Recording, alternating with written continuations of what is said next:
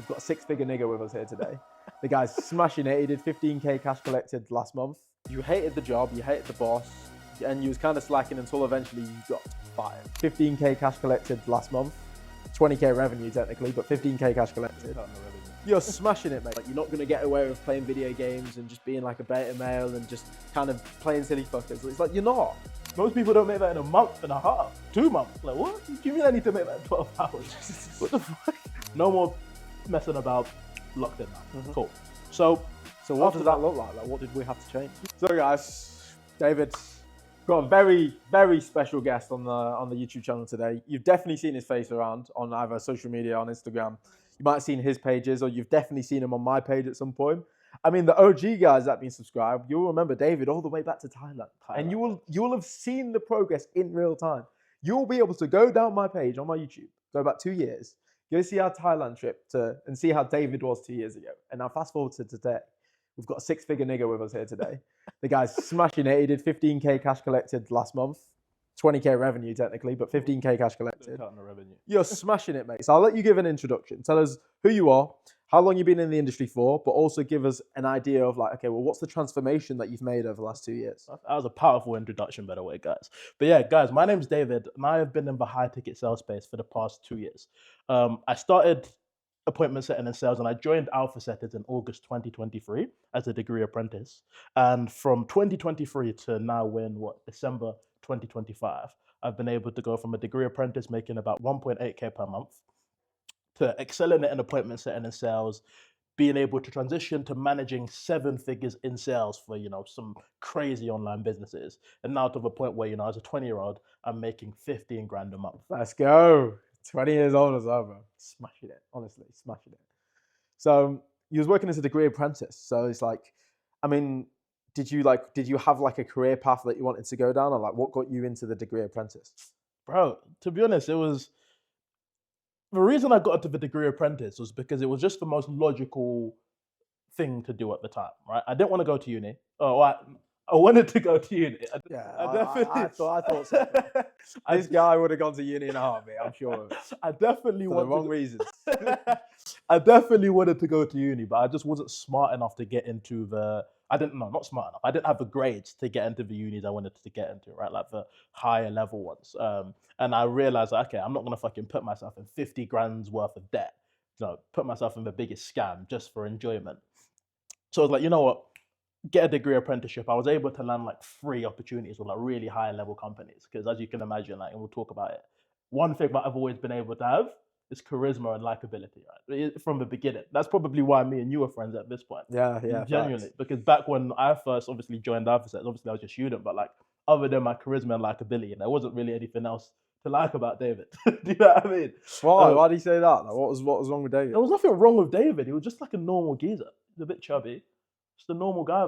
It's like there was nothing special or remarkable about me for you specifically at the point you were at the time to be like, yeah, I'm gonna make really close friends with this guy, and I'm gonna like bring this guy along with me, and I'm gonna do all of this shit with this guy. Do you know what I mean? Like other than my charisma and my likability, like there wasn't a lot else. Does that make sense? Yeah.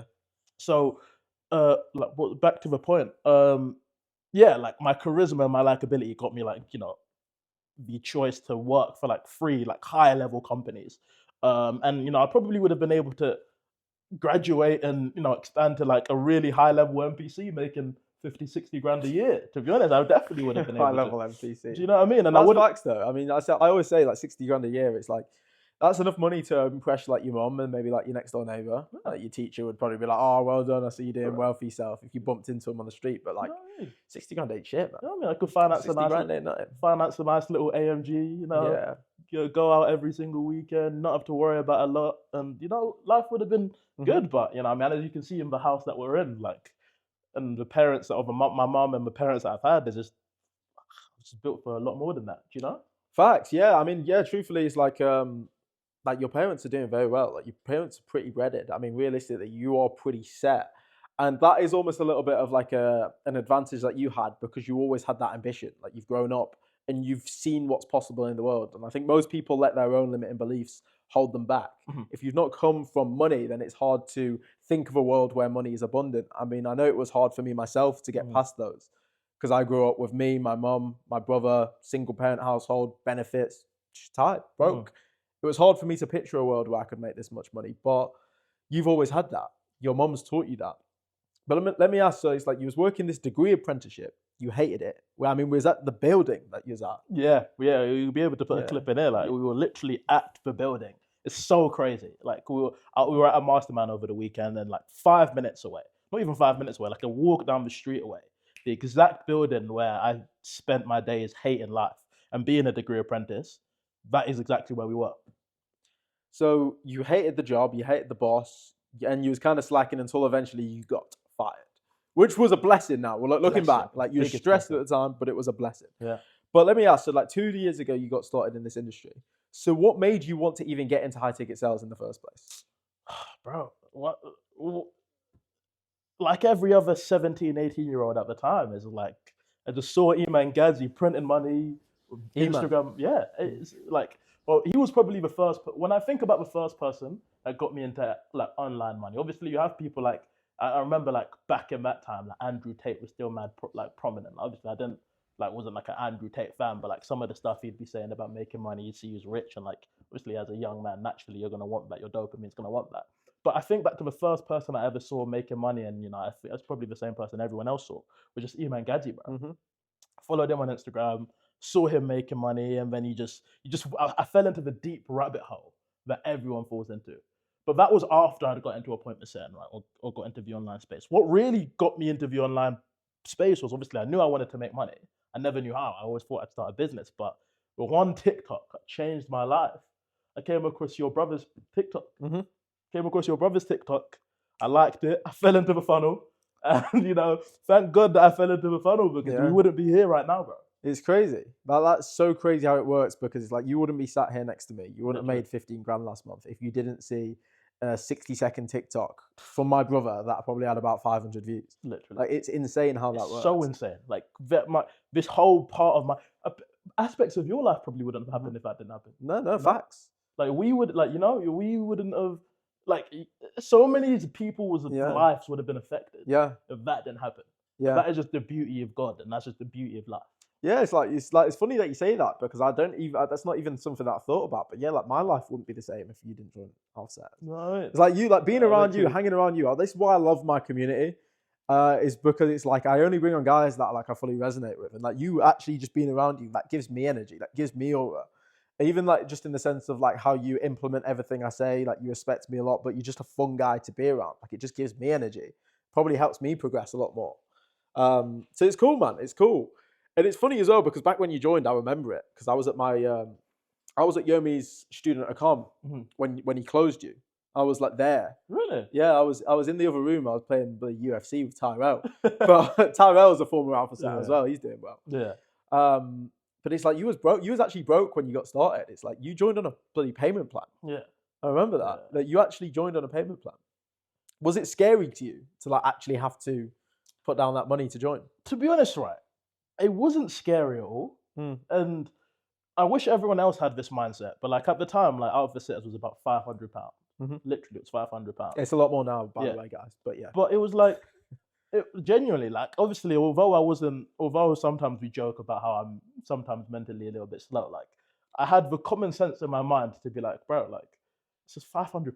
Like, if I join and I don't do anything, like, I will make double that or triple that, because I was making like 1.5 or 1.8K at the time. Like, just make triple that next month by doing what I'm doing. It was literally a no-brainer situation. I join and I do well, then I become the David I am now, perfect. I join, I don't do well, oh well, I've lost £500, I'll have to make it again next month, which at the time I was doing, you know? Yeah, so like in your brain, it was kind of like worst case scenario. Yeah. I've just wasted 2 weeks worth of wages. Literally. Worst case scenario. But best case scenario, my life changes forever, and I'm going to achieve everything that I wanted to achieve. Worst case, I'll be honest, I remember I said it to Yomi at the time, and I wish Fathoms was still a thing. I wish Fathoms were a thing back then. Yeah. Because there's nothing. I'd pay a lot of money to go and watch my first sales call. Genuinely, like the sales call that I had. Like I just said to Yomi, like, bro, even if I can make like £100 from this, or even like £100 a month, like it's something. because I still didn't like. That's facts. That's a good way of thinking about it, because like literally like £500 investment to make £100 a month would be like a 2x in like return on investment by the end of the year. That's nuts. Literally, And £100 a month would actually be quite beneficial to a lot of people. Literally, that's 1.2 grand a year. Like obviously it's nothing. But, yeah, obviously that's not like even an worth extra. thinking about, because I know a lot of people that are at uni or just living normal jobs that will do a lot of things for an extra £100 a month right now. Thinking back as well, it's like we had when we was charging £500 2 years ago, it's like obviously we had a very high close rate because it was bloody £500. But it's like there would have been like 30% of people that just didn't close on £500. Those people are just fucking retards, honestly. So stupid. Honestly, so stupid. Genuinely. Honestly, retards. And honestly. It's easy for me to say that now because, like you kind of said, right, I've come from a background where like money wasn't necessarily an issue. I always like had money. Like, I remember when I passed my GCSEs, my mum gave me like £100 for every GCSE I passed. So not many. So not much. She actually gave me £9. She actually gave me 900. So I got £900 there. But like stuff like that were like. I actually think you passed more than me. Yeah, I did, mate. I actually did.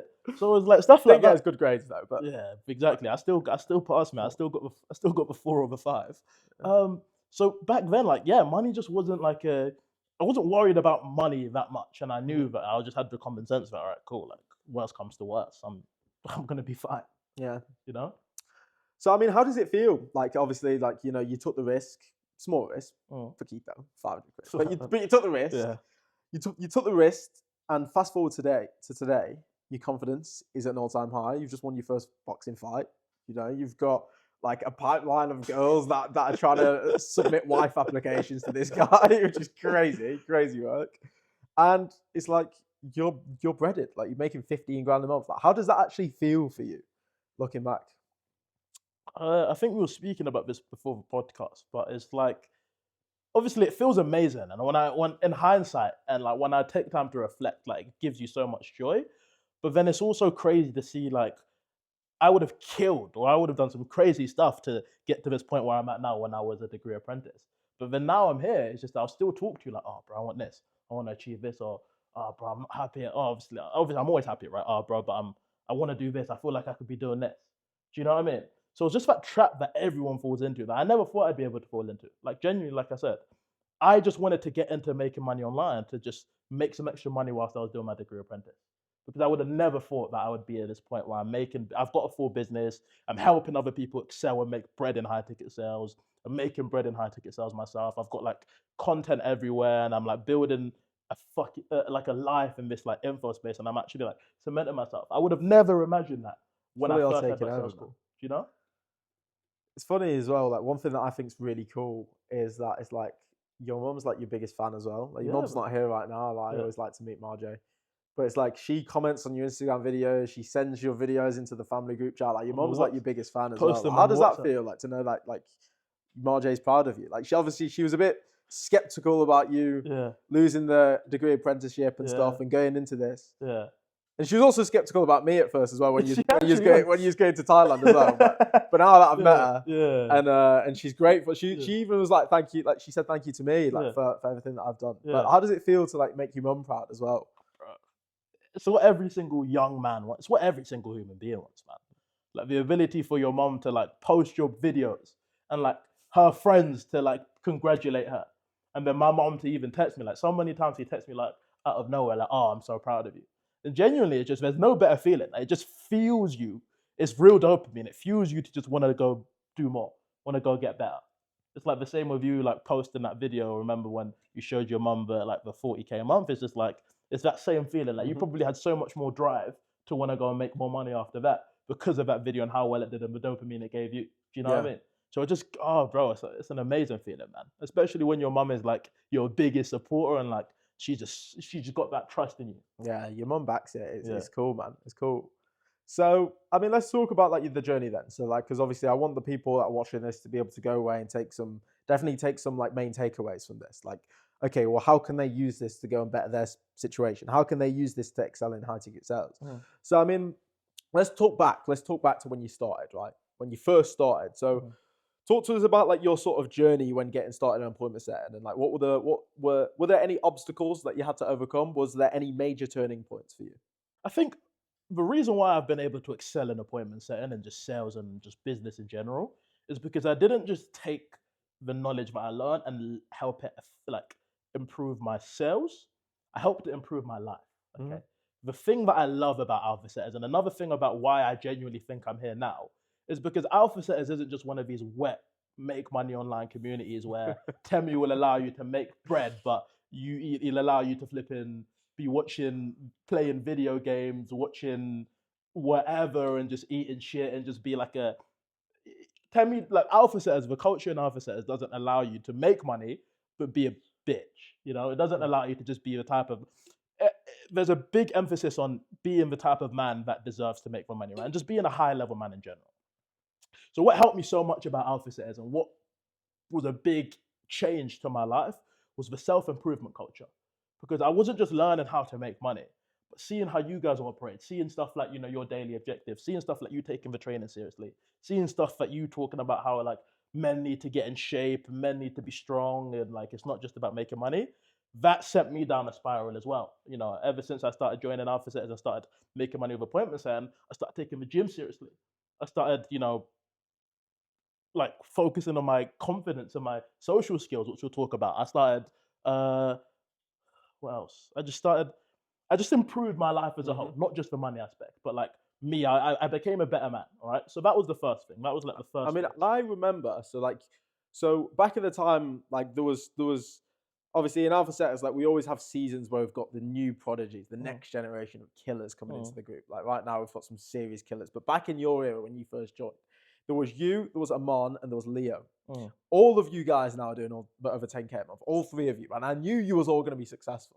And I've got such a rule where it's like QTQP, where quality time with quality people. If there's some just guy that joins the group and he just doesn't really value my time, he doesn't join the group cause, it's like, well, why the fuck am I going to give this guy extra attention? Like, I'm just not going to. But because you was one of those guys where you're in the group calls, asking questions, asking for feedback, always the person to put your hand up. I remember just like instantly, I was just like, I want to help this guy. Like, I want to do everything in my power. Like, something that I'll always do. I was on a bloody one-on-one coaching call at 12:30 last night, way past my bedtime as well, with a guy that just joined Alpha Setters, because I can tell that he's about it and he wants to learn. Like, I don't even get paid. I don't have to have a one-on-one call with him. You don't. It's not part of my job description, but I'll do it. And I just remember like taking like having like a really like long conversation with you, like one-on-one on Instagram. I remember exactly where I was on that. It was a day where I just got like a bollocking from like work. Or I'd probably not like it was. I just left work, and I was on the train back, and I responded back. Like to be honest, we need to go back. Like, I've never actually reviewed that conversation. Neither have I. We need to go back. We need to go back and like, oh mate, there's going to be so much. There's going to be so much. Yeah, but we need to go back all the way up. Right? Yeah. But yeah, I just left like work. I was on the train. I responded back to your story. We were just talking for hours. Okay, and like that was a big thing where I could tell like for you to even because I remember you were probably busy at that point, but like the replies, it was just a very solid and smooth and solid conversation. Right, we were just flowing, and then you know, we got to the end of that. I remember you bought me my first ever like proper book, self-improvement book to read, which was Can't Hurt Me, which another book that genuinely changed my life, which is something that, you know, you used to drill into all of us. And then I bought like the new model of selling after that. Yeah. But yeah, so that probably was like November time. I want to say at the moment, I'm scrolling back through like this like Thailand memories at the moment. I've been scrolling for a damn while on this Instagram chat. It's crazy. But yeah, man, I think the biggest so obviously that was the turning point when I joined, right? The self-improvement culture of Alpha Setters. But then it was also like the biggest turning point or a biggest inflection point, which we'll get into. I'll let you find this first if you can find it. That conversation goes back so far. Oh, it's crazy. But yeah, no, I literally remember like having a sit down and just having a long conversation. Yeah, just bare voice notes though. Like, we're not even gonna... like I think we're in the conversation now, but we're talking for a long time. So you're commenting on like me winning my fights because I was fighting at this period as well. Yeah. That's another thing. Like so many people like have just got this soft mentality where it's like, oh, I can't start high ticket sales now because I'm focused on school, on my job, or this or that. It's like, bro, it's fucking embarrassing. Having back-to-back boxing fights. I had 6 boxing fights in 14 months, and it's like if you know anything about fighting, you know a fight camp is bloody hard work. It's brutal, crazy. And I scaled my business from 0 to 20K. Was it carry on? No, carry on. Keep going. It would have been this one. Oh, here we go. Yeah. Yes. Okay. So my God, okay. Let me not leak your address. Yeah. But yeah, like this is when I was literally like I bought you the book. I Yeah. just asked for your address and I just bought it for you and sent it to your house. Can't hurt me. We're talking about books and we're just having like a long chat about books and self-improvement and everything. And I remember like really taking the time out to have this conversation with you. And it's like, the thing that I loved about you, David, is like your student mentality. And that's what you have to have if you want to be successful in high ticket sales. It's an industry full of killers. It's like, I mean, even saying that, you know, alpha setters, like you're not going to get away with playing video games and just being like a beta male and just kind of playing silly fuckers. It's like, you're not. And that people are going to watch that and be like, well, I'm not joining alpha setters. That sounds stupid. Like, what's the point of making money if you're not going to enjoy it? But it's like, we do enjoy it, but we're just not gay. Like, honestly, it's like if you're the type of person where it's like, oh, but I want to make sure I can play my video games. It's like, you're just not an alpha setter, and I don't want you in my community. But that's what it is. And Thailand was a big turning point. That was what I was about to get. Talk to us about Thailand. Like, what happened in Thailand? Because we do these meetups all the time in alpha sets. Like, so I remember I went to your house like a month before Thailand in February, and we went to Thailand at the beginning of March. Oh, right? Even that's a topic. Yeah, that's a we'll big talk topic. about that before Thailand because that's first. Yeah, it was the first time. I don't even remember what it was, bro. I don't know what it was. Is you had an outbound role. It was for an SMMA coach. He was doing outbound from his Instagram, DM closing, low ticket for cold leads as well. That's a very hard role. If like you don't work in high ticket sales right now, like doing cold outbound to DM close a course is hard. It was on school as well. On school, yeah. That's hard. And it was like 300 quid. Yeah, when I think about it, that's nuts. That is hard. And you were struggling with it. So I was like, come to my yard, bro. Like, I literally said, come to the yard. I was also working for you as well at the time, remember? Yeah. Yeah. I was like, come to my yard, bro. And I told you to put the DMs on the TV. And we went through the DMs and I was just giving you feedback about how could you do this differently? How could you do that differently? And after that point, you just started cooking on this DM closing cold outbound role. And it's like half these people watching this, like they would never be able, they wouldn't survive a day in a role like that. Crazy. But you was cooking. Like you did like 2.5K in a month or something like that. Cold nuts. outbound, and that's crazy. Yeah. Like that's commissions. That's insane. And then after that, that's when we went to Thailand. So yeah, I'll let you talk about Thailand. Yeah, so obviously went to your house, and then I think, did we book it there? We might have booked it there, or like, I don't know. I remember for a fact that I didn't give much notice. Yeah, there was no notice there. Right? There was no notice. So we went to Thailand, and Thailand was a big, probably the biggest turning point. As much as like me scrolling on that TikTok and finding the video of you and Yomi, Thailand was the next like big turning point after that conversation. So obviously we have the video, we have the conversation of you, and then the next one is Thailand, right? And the reason why Thailand was so huge was because it was me, you, Chris, Adam, and Yomi. And at the time, all of you guys were doing your businesses. Obviously, you and Yomi had alpha setters. Chris had set of science, and then Adam had his like theme page business, right? So all of you guys you had your business, and all of you guys, I remember every single moment where you guys would close the deal. You come down like, yes, just close this guy. Adam would be like, bro, just close this guy for £300. Everyone would be gassed. Chris would be like, bro, I'm working on this business. I saw everyone building something, right? But at the time, remember, I was still a degree apprentice. So I was just appointment setting for you and Dominic, but I was a degree apprentice, and I'd basically just used like the money from the degree apprentice to like, you know, it's another mindset, because at the time I wasn't making a lot of money from the unit from my degree apprenticeship. It was probably like, all in all, we probably spent like how much on the Airbnb and how much on the flight. It was a lot of bread. Yeah, for me at the time at least. Yeah, probably spent like majority of the money I had at the time to go there. But I just knew that it's a fucking sick time. I'm gonna get sick memories, sick clips. So yeah, all of you guys were working, building your business, building just everything that you guys wanted. And I was just there like, damn, like I had to leave 2 weeks early, remember, because I had to go back to work. I was like, fuck, I got to go back to my degree apprenticeship. Yeah, you was only there for 2 weeks as well. Like, it was a big commitment to come for 2 weeks. Yeah, and bro. It's like you're saying, like you just big balls there. You put your balls on the table. And it's just like everything I've got, I'm going on this trip. Being in that environment, being in the bloody 7-bedroom villa, being with the boys that are all making more money than me. Like you was obviously going to get an ROI. Of course, yeah. And just the memories and just absorbing everything through just like energy, you know? I think people just don't think logically when it comes to money. Like they're too attached to it, like because they've got such a scarcity mindset. They just want to hoard it and keep it like a goblin. Yeah. Whereas, I mean, I guess your mum's pretty rich. It's like you was willing to just put it all out there because you knew you was going to get an ROI. It would be illogical for you to spend £3,000 on a trip. Yeah. and be around people that are making way more money. Like literally live with them, train with them, work with them every day. Learn something. There's something there that I knew there was something there that I could use, whether it's just the pictures to make me more money and get a better DM set around.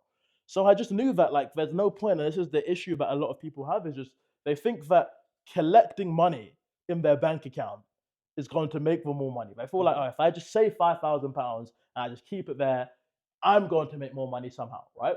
But then they have the £5,000 and want the option to like take action, to learn something or do something or invest into something, you know, with the money that they've saved. When the option comes, they don't do it. They're like, oh, I just want to save. And it's like, bro, who has ever got rich off of saving? Yeah, no, it's. No I mean, one's you're just getting fucked over by inflation. You know what I That's mean? all Like, it no is. one's ever got rich over saving. So I was willing to spend probably the majority of my net worth at the time to go to Thailand for 2 weeks, you know, with people that I barely knew, by the way. Yeah, Like, you'd met me once. I'd You'd never met once. Chris. I've never met Yomi. You'd never met Yomi. Never met Adam. Yeah, fuck Never it. met Marcel. You know what I mean? I just fuck it. You just met me once. You know what I mean? Fuck it. Yeah, boys. Of course I'm going 18-year-old just flies across the world. Of course I'll go on a 9-hour trip with you and live in a 7-bedroom. You know what I mean? The story could have gone crazy. But that was just my own ambition. Just be like, no, who cares, bro? Yeah. You know? So yeah, it was just, that was the biggest thing, right? Like, an understanding, because it's amazing to go from living like that in Thailand, where it's actually not even that expensive, right? So you're basically living like a king, even though I wasn't making much money. You're doing great shit. You're doing training every single day with the boys. You know what I mean? You're going to the arc bars. You're going to flipping. This guy in fucking arc. Oh, we'll get into that. Oh, every day. Like, this guy would be like, it'd be like, Terry, like, I've got a double date for us at Art Bar, and I'm just like, not today, man. I remember that. You had me solo a double date. But this is the thing that I rate about David, because at the start of that Thailand trip, he was actually pretty shy when it comes to talking to women, which is nuts. If anyone knows David, that's nuts. And he was a little bit like shy. And I remember we was in Choreng Beach in a restaurant, and you was like, there's a girl over there, and you was looking at her. He's embarrassed. No, but it's growth though. It's like I'm proud of you. Like I actually I'm like, oh, my son's doing well, man. Because you was looking at this girl, and I was like, bro, what the fuck you did? Like, I want to stare at it. I was like, bro, I get no mention of that. And then I was like, bro, just go over there. Like, stop being weird. Like, why are you being weird for? They're just looking at her. Like, are you fucking weird? Go and talk to her. And then Yomi starts violating. I've started violating. Me and Yomi are both violating at this point. Piss. But then it was already at the point where it was too weird now, because she'd obviously clocked that you was looking at her. You just took too long to act. So then when you finally dragged your black ass over there, it was just weird, and it was just a drag. It started off really well, actually. Because it started off, there were C factors, and then I couldn't stay in the pocket, man. I couldn't stay in the pocket. Right. I went for the Instagram too early, and then But then during that trip, and this is a whole vlog on the bloody YouTube as well. It's like we was on the beach, like maybe like the next day or something. Same day. Same day. Yeah. No, it has to have been a different day because it was daylight. No, here's what happened. I think you actually it has to have been a different day because it was daylight, and he was talking about, is David like making jokes? Is David gonna get some cold approaches in the beach? And he was like, yeah. And I was like, look, there's loads of girls over there. Like, go sit down and talk to them. He's like, what do you mean? Just sit? I can't just sit there in the middle of them. And I was like, why? And I was like, all right, ignored it. And David was like, I'm gonna go toilet. Want to go get a drink or something? Oh, you went, so you went away, and then I was thinking in my head, like I don't really give a fuck about cold approaching girls. Truthfully, I just don't. But I was like, this is really going to be an impact for David if David can come back and just see me plopped in the middle of all the girls. So that's exactly what I did. While you was gone, I went and just sat myself in the full group of girls there, like just sat myself there. And by the time you got back, I was full on sat there having a drink with them, joking around. And I was like, David, come down. I sat you down. And from that point forward, it's like your limit and belief was just shattered. Literally. Because you saw how easy it was. So, and now you have the reputation for the actually, like, he's got the biggest balls. Like, this guy will approach any girl. It could be an absolute 10 out of 10 supermodel, and he's there like that. You blink, it's like, where's David? Oh, bloody hell. He's over there getting numbers from 10 out of 10s over there. And like that was such a crucial moment for David Law. Very crucial moment. There's so many like little points where like, but it's just a big thing. And I know it wasn't just me. Like I was a pretty normal guy at that point, right? And like I know that there's so many people I speak to now. Like even like my friends that aren't like on self-improvement, like I'll tell them like, oh bro, just go speak to that guy. And I'm like, what? You know what I mean? Guys just take a Human shit on the beings, back of the bro. bus. Like they've just. But I think sales helps with that. Yeah, literally. I like sales helped me with that. Before Yeah. I did door-to-door sales, I would have never done that. Oh yeah. Oh, we'll talk about door-to-door sales, but Oh like, my gosh. but genuinely, it's like, what's she gonna do, bro? Punch you in the face? What's she gonna Already? do? Turn into Canelo? Fucking hit you with a mad bloody left hell. hook? Oh, like, it's just not gonna happen, right? And obviously, like, it's easier said than done, and like. But yeah, that was just a big moment as well. Like I remember, and then like I remember we were literally just with them the whole day. It literally was like the middle of the day up until the evening. It got dark, and then we just all went to fucking Arc Bar. Yeah. We just had a great time. We all just got, or you didn't get drunk, but like me, I definitely got drunk. You, Chris, and Adam were We drowning. just all got drunk. I bet Yomi. No, Yomi weren't there. You weren't drunk, but we just all had loads of drinks, and that was my last day in Thailand. I remember Yeah. actually. It was my It was a last good day. Last day, man. Oh, that's why we went to Arc Bar. Yeah. You know, because you're like, oh, David's last day. You know what? Let's Yeah. choose his favorite He spot kept on Arc wanting to Bar. go to Art Bar, and I was like, nah, man, allow it. And at one point, he patterned the double date. He Ah. patterned the double date for me and David, and I was like, nah, man, leave me out of that. That was shit. outrageous. And he got on his bike, sober, and just drove to Art Bar by himself, just full on handled the two man. Yeah, I was like, fairs. Fair play. exactly. But that's what sales does. It's like sales is that skill where it levels you up in everything. Sales gives you that up-to-itis, that aura to be able to walk into a room. Just you know that your energy is so high. You know that your self-belief is so strong. Your confidence is so high that you can chat to anyone. You can pattern any opportunity, any network. The big G over there. I remember us randomly talking to. He came to us as well. He thought we were cool. He came to our table, and it turned out to be some guy that you'd seen on bloody Geordie Shore or something. He had like That's a Marty 500,000 followers. Marty Geordie Shore. That was Yeah. hilarious. And he just comes to our table and buys us drinks. So I was Yeah. like, fair? Like, how did that happen? Yeah. But sales truly is like the ultimate cheat code to life. And it's funny as well because literally just before this bloody podcast, we've just booked Thailand Part 2. Ah, homecoming. Thailand Homecoming. Part 2. Genuinely, you After guys 2 need to, years. you guys need to be like, if you guys need to, you just need to be in store for that, because that is honestly going to be an insane trip. Not even like, it's just going to be insane for like, it's going to be more insane for us. You know, probably not you guys watching this. You feel the aura. Yeah. It's just going to be insane. Like us going to all the spots, us going to Success Gym, us going to the little green cafe. Yeah, Little Green Cafe. Yeah, going to Arc Bar. Like, oh, it's just going to be amazing. It's going to be good. It's going to Yeah. be very good. And we're going to bring Jordan as well to come and vlog for us and get loads of footage. And I'm actually going to have a professional Muay Thai fight out there. That's the reason why I even want to go. It's just, I'm locked in. I want to train. I want to fight. That's it. He wants to abuse a little Thai man. Yeah, or some Dutch guys, some Australian, or whoever they whoever get. get it. Yeah. Anyone can get it. Anyone can get it, absolutely. But let me ask David. So, like we spoke a lot about self-development and improving as a man. I believe that in order to be the best salesperson, you have to level up as a man. You build your character. But let's also talk about sales now more specifically. So, I mean, skill wise, like you're one of the most skillful reps that I've ever trained in my life. Like you've picked it up really quickly. You internalize everything. You're very good at closing. You're very good at setting. And it's like you're even on some massive roles now where you're managing teams of like 15 closes. It's like you're smashing it.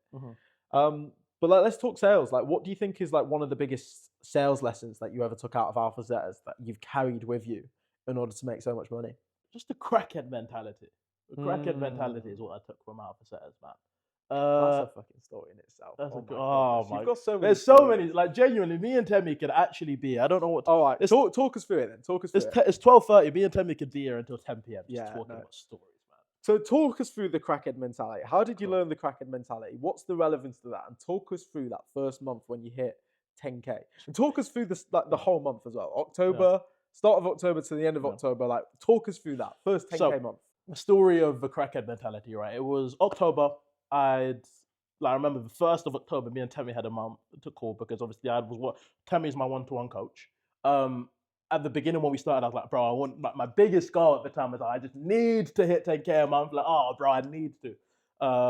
And like, he just decided at the beginning of October, I was like, yep, this is the month you're hitting your first 10K a month. And I was like, what? I was like, you ready? I was like, nigga, You what? ready? I was like, bro, what? I was like, crazy. But anyways, I was like, all right, cool, we'll do it. So, how October went. The beginning of October, obviously, at this time, I'd got some confidence now, you know. I wasn't like, oh, David. So, you know, I was getting some female attention at the time, you know. So, David was just on poquito, you know. He's getting some, Yeah, he's getting you know some what I mean? girls. So, I was just on, all right, cool, dates. Just drinking. No, we weren't even drinking at the time because what's it called? We had another like little. Basically, me and Tammy weren't drinking at the time, right? But I was just on dates. Just not really I wasn't behaving like the type of man that needed to hit 10K at the end. Yeah, of the you month. wasn't locked in. I wasn't. You was too focused on things. Yeah, I was not locked in, right? And this was up from like the whole of the beginning of October up until like the middle, and then we had a mastermind in October. Yeah, halfway through October, right? We went to, it was when Bevo and Better Beav were fighting. Yeah. We were in Birmingham. We had a little great event, weekend trip. Temi organised it. It was the first time I tried the shoom as well. And we had that trip. Forget that was the first time we had the shoom as well. Crazy. Another pyramid, like another domino effect, right? So yeah, we had that mastermind, and I remember like, after we watched the fight, like you're like, oh, what? So you boys going out then, yeah? And like me and all the boys went out. Obviously, you campaigned it. I campaigned it. But you pushed me. No, I didn't. I definitely didn't. Because I left, and it was kind of like a situation where it was outside of the place where we just watched the fight. Yeah. Loads of people had some drinks. We was dancing in there. I was stone cold sunburn. We had a dance circle going on. It was sick. It was the life of the place. Yeah. And then everyone was like, oh, like, what are we doing now? And everyone's like, oh, let's just go back to the room. I was like, yeah, I'm going home. I'm not staying out. And then I just bounced straight away. But when I left, everyone was kind of talking as if, yeah, I'm probably going to go home. And then the next day I find out that you and Killian, bro, I promise you, you left it in the air and then you did. You left it, you were like, you set the bait, like, oh, what, Dave, you're going to take the boys on a night out, yeah? Yeah, and I was like, joking. Yeah, but like, I was like, oh, you coming? Nah, like, you're gonna take the boys on a night out, and then you went, and then yeah, we just went on a night out. Like nothing crazy. I wasn't drinking at the time in it, so it wasn't even like a messy one. But like, I was just deep in at the time, like, bro, like after that, like we had a call about it. We're like, bro, like, yeah, like after that weekend, like we had a call. And I was like, bro, like we're going out, we're bloody dating things every week. It's like, bro, I told you, David, this is the first month you're hitting 10K. You ready? And you're not gonna let me down, pal. You're gonna hit 10K. Exactly. And so what changed? So at that time, I was on like what? I wasn't even halfway through. So at that time, we just decided, all right, cool, locking in. We were like, we just made the agreement. All right, cool. No more messing about. Locked in now. Mm-hmm. Cool. So what does that look like? Like, what did we have to change? We just cut out everything. Like, deleted the Hinge. Yeah, I made you delete the Hinge. Deleted the Tinder. Yeah, I mean, ghosted all the things. I was like, all right, cool, let's go. And then like, yeah, we'll just increase the outputs, right? Because I wasn't actually like outreaching, or like obviously I was outreaching, but I wasn't taking it seriously. Mm-hmm. So boom, we set out the outputs. We like set out a whole plan for what I needed to achieve that week. And then that week I went and closed like what 3-4K or something like that. Because that's one of the biggest things. I mean, like one of the main driving factors towards achieving your goal is breaking it up into targets. It's something that we do at the start of every month. It's like last month you record month for 15K. Yeah. To start the month, we had targets. Like we know exactly how many calls we've got to book, how many closes we've got to have, how much commissions we've got to make. Mm-hmm. Like we know all of the numbers. It's just so important. So I remember us doing that halfway through the month. It's like, mate, we set these targets. We're drowning. We're not even halfway. We're not even halfway through. It's halfway through the month. Yeah. So we need to readjust the targets now so that we have a massive push in the final 2 weeks. And it was still doable. Yeah. It was still very, very doable. Mm-hmm. Most people's goals are way more doable than they realize, but they've just not done the maths. Literally. So we did the maths. We worked out, okay, it's doable. But in order to do this, it's going to take everything. Exactly. No more Tinder, no more Hinge, no more wine or anything. No more going out. Yeah. Let's just focus. Mm-hmm. So then talk about what happened next. So yeah, locked in, focused on the targets, and then I was just a man on the mission. Monday started, boom, outreaching, getting sales calls, booking sales calls left, right, center, using all the strategies that I'd learned from Temi and that we cooked up. Signed my first client, 2.8K. All right, perfect. Signed a few other miscellaneous deals. Had myself up to like what? Probably like 7K or something. Was it? Yeah. I got myself up to like. I think it was 6. Yeah, 6K. I got myself up to like 6K, and but then like stagnated because at the time I didn't have the systems as a business owner. It was just me, and I had to sign like 2 clients. Yeah, 2 management clients. Big ones though. Big management clients. And I was like, oh shit, I've got to, I actually had to fulfill. Mm-hmm. Do you know what I mean? So I was like, and I remember telling you like, with 10 days left, like, to be honest, I don't think I can sign any more clients. I don't think it's possible because I wasn't coaching at the time as well. Yeah. Do you know what I mean? Yeah. Like, I don't think I can do it. And you told me again, like, bro, no, this is the month. You're like, we'll figure that out when it comes to it. No, it's like at the end of the day, it's like if you're signing management clients, it's like I've signed about 1 million. Exactly. It's like I would just help you with the fulfillment. Exactly. If you never have to be stressed about I've got a client, what do I do now? Yeah. Because I'm just gonna give you all my systems. Exactly. I'll give you my systems. I'll give you my team. I'll give you my whole setup. Exactly. Just do what I do. Exactly. And I'll support you through that. But I didn't want you to hold yourself back. because that's the main thing. Everyone holds themselves back. That's why a mentor is so important. For times like that, like every single story we've talked about up until like, you know, up until now, up until the point where I'm hitting 15K months, there's so many times where I would have done the wrong thing. I wouldn't have done anything. I would have stayed where I'm at, and I wouldn't be the man I am now. But the most important aspect is actually having a mentor to be there in your corner. I see it in myself, but I also see it in the people that I'm managing as well. Like sometimes you genuinely just need someone in your corner, no matter what field it is, to just tell you you're being a bitch. That's why when I'm like, there's going to be loads of people like watching this that have probably applied for one of my roles. Like you see me post roles like every single week. I've got roles coming up my household at this point, and it's like there's always a question on the form whenever you guys apply. It's like, do you have a one-on-one coach? It's a separate to have you been through any sales training. It says, do you have a one-on-one coach? Because I put a very big value on setters that are coming to me that I know they've got a one-on-one coach. If they've got a one-on-one coach, then I know it's like even if I miss things as their setter manager, their coach is going to be having a call with them every week and reviewing that shit. And I know that helps me massively. Exactly. But anyway, going back to the story. So, you know, we're 3 weeks into the month. We've got 1 week left of the month to hit this 10K mark. And you're currently sitting around 6K. 6K. So let's talk. So nothing changes. Obviously, I'm hitting the outreach, but I'm not doing it fully. And it's like, I'd kind of given up. Not given up, but I'd kind of like mentally checked out. Because I was like, you know what? Got so much work. I don't even want to sign a new client. Or I do want to sign a new client, but it's just going to be so much headache. And then we get to like, I remember we had obviously you're talking to me or you're messaging me throughout the week, like, bro, what you doing? What you doing? And I'm like, I'm on your ass. You're on me every single day. Like, what did you do today? How much money did you make today, etc. Right? And then, you know, I'm just stagnant a little bit, and then I'm stagnant, and then the morning of the day of the end of October, you know, I was super locked in. The morning of the day of October, we have our coaching call. So the morning of the day going into November, we have the coaching call. All right, this is like the 31st of October, and we have a coaching call. And Temi plays a video called the crackhead mentality. We'll probably put it in there if you can, right? But it's a video of David Goggins essentially saying you need to take inspiration from crackheads, because crackheads, you never see a crackhead complaining that they don't have money for crack because they go and get it done no matter what. You can't let a crackhead care more about your goals. You can't let a crackhead care more about their goals than you care about yours. You played that, and like you were like, David, I'll be real, like you need to hit this. Psyched me up, genuinely like walked through everything, and like we were like, David, like every single lead that you've spoken to, any single business owner that's liked your fucking content, any single business owner that you've had a interaction with, any single prospect in your phone, you need to be calling them, you need to be belling them, because you need to make this 4K in a day. Like that's crazy. 12 hours on the clock. 12 hours in a day. Like if someone came to you right now, they're like, you've got 12 hours, we need to make £4,000. Most people would what? What? Most people don't make that in a month and a half, 2 months. Like, what? Do you mean I need to make that in 12 hours? What the fuck? He came to me and was like, yeah, you need to make that in. We decided. So I was like, bro, every single person. I remember I was speaking to a guy at the gym as well. I was speaking to a guy trying to close a guy in the gym. I was on him. I had a gym session with him whilst I was at the gym session. I was trying to close him, but I was on the phone still getting replies from other business owners like, bro, let's do this. Like I was just going ham. Gets to about 10 p.m. I've made like what? I've made like 2K, 2.8K. Yeah, you needed. It was about 9 p.m. at night, and you still had 2.8K to go. I remember that exactly. I had like 2.8K. 2.8K to go, right?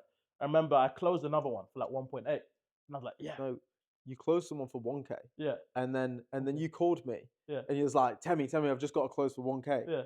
And I was like, nigga, why the fuck are you calling me about 1K close? Why are you closing someone for 1K? What good to me is 1K? I was like, now you've got to close 2 niggas instead of 1. Yeah, you should have just charged 2.8K. You charged someone 1K, and I was like, get the fuck out of my face. Get out here, I was like, get out of my face. So I've got what? It's like now it's like 10, 11, 12, and I was. Do you know the roller coaster of emotions one goes in 3 hours?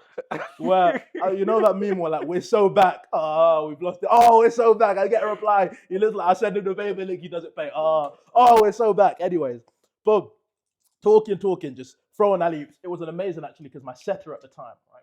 He booked me a call, and I had it that day. I didn't close him for anything because I don't know why I didn't close him, but I didn't close him, and I had the call on the last day, right? But I just made the K, and I needed like another. I don't know how much I needed, but it was like 1.8. Yeah, I needed like 1.8. Okay, and I'm like, fuck, what am I gonna do? And I remember, hang on, I just had a call with this other guy. I can somehow squeeze 1.8k out. I promise you I can. I call him. And the craziest thing is, as well, this is at 11 o'clock at night. This is 11 p.m. Like, this is 11 p.m. Imagine doing follow-ups at 11 o'clock at night. Literally, this guy was in the like, US, so thank God. Right? 11 p.m. 1 more hour. I call him. I'm like, bro, I know I charged you 3k, or I know I quoted you 3k. Genuinely, right? I've just looked at my numbers. I know for a fact we're going to be able to smash it on this offer, and I really want to work with you, right? I am more than happy. End of October, it'll be good for me as well because it will help me hit my goals.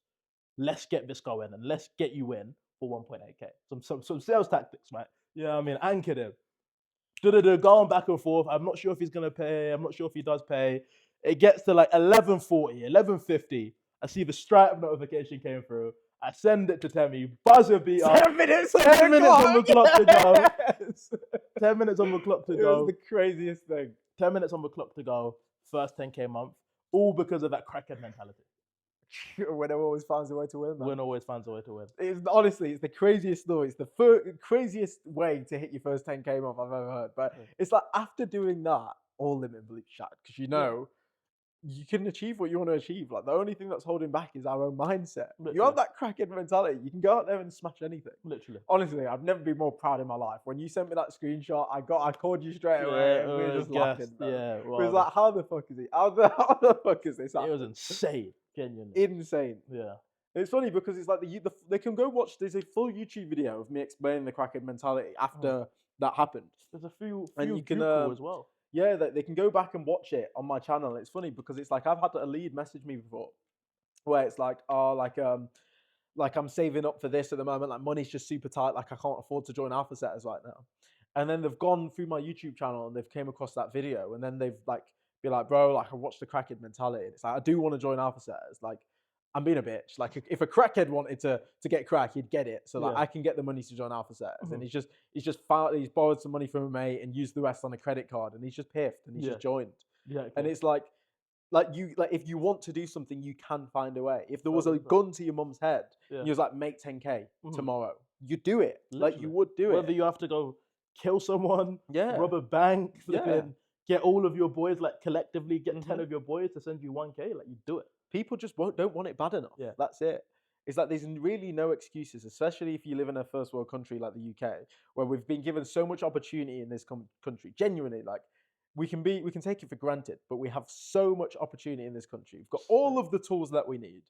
I mean, even the tools that everyone's got nowadays compared to when you first started, it's insane. Like AI has progressed so much. ChatGPT, like ChatGPT wasn't it was a thing, but like barely. No, you know what it is, because I used ChatGPT in my A level, so it was a thing, but it's like no one knew how cracked it was. Yeah. You know? Yeah. You didn't know how cracked it was. What else? You had like it's like even now I've got a 6.5 hour free course on my YouTube. Literally. It's like the niggas got no excuses to be broke. No excuses. It's like if someone comes to me and it's like, oh, I want to get started in appointment setting, but it's like I just don't have enough money to join Alpha Set. It's like, bro, like just watch the bloody 6 hour free course, make some money, and then join Alpha Set. Literally. But like, just go make money. Like the 6.5 hour free course. Just go work your job for 2 months, 3 months. Don't spend a thing. Lock in. Delay the gratification and just put all the money in and invest into yourself. But even more time, it's like even waiting the 2-3 months, it's like, yes, joining Alpha Set is going to help you progress so much faster, and it's going to help you get to the top of the industry. But you can still get started for free. Literally. You can still watch the free stuff. You can still go out there and start earning commissions. I mean, Josh Granger, that bloody rat, when he joined, it's like we could turn this whole thing into an opposition. But it's like when he joined, it's like even he went away, signed a client, made a little bit of money in order to actually join Alpha Setters and use that money to join. Literally. That's what Josh did. So, I mean, let's just end it on one thing. So, like, what would you? I mean, your life's changed completely since joining Alpha Setters. What would you say to the guys that are on the fence about joining? If you could watch this right now, you can watch this however long this has been. I'm not sure how long this has been, Jordan. How long has it been? 50 minutes. If you can watch this 50-minute interview, this 50-minute podcast, and see see the man I am now, from where I came from, as long as you have a functioning brain, as long as you just do the work, there is absolutely no reason why you can't do the exact same, as long as you take action, right? So what I'd say is, like, genuinely, like, how bad do you want it? And if you really want it bad enough, I wouldn't change a single thing about what I did. I'm like, figuring out and learning appointment setting and joining a community like Alpha Setters is the best thing that you'll be able to do, because it is the best skill that you can learn. Wholeheartedly, sales is the best skill that you can learn to get into business, because you learn under businesses by doing the sales for them. You learn all their systems, but also just the community. Genuinely, like probably the best community that I'm seeing on the online sales space and the online community space. And we'll just go into the world. So like genuinely, if you want to join Alpha Setters, just don't be a bitch. Just do it, because True, fair enough. genuinely, like I could have just way made to that say so it, quickly. innit? Just genuinely, just don't be a bitch, bro. Like however much it is now, like money comes back, opportunity doesn't. You know. So that's what I'd say, man. Yeah, appreciate it, David. It's been an absolute pleasure. Absolute pleasure. You've made me so proud, mate. So yeah, if like you are interested in getting involved in the community, like you want to be a part of this, you want to make it to the top of the industry. You don't just want to be some princess, average, basic bitch appointment setter, but you want to go all the way. You want to be the guy that's making 10K, 15K months in commissions. Then all you got to do, click the link below this, watch the VSL, watch the video, and book a call with me. Let's have a chat. Let's see if we can get you involved, boys. So as always, I hope the video helps. Go check out David's stuff as well. His Instagram and his YouTube are in the description. And as always, boys, Strength and honor. strength and honor. Keep Take grinding. care.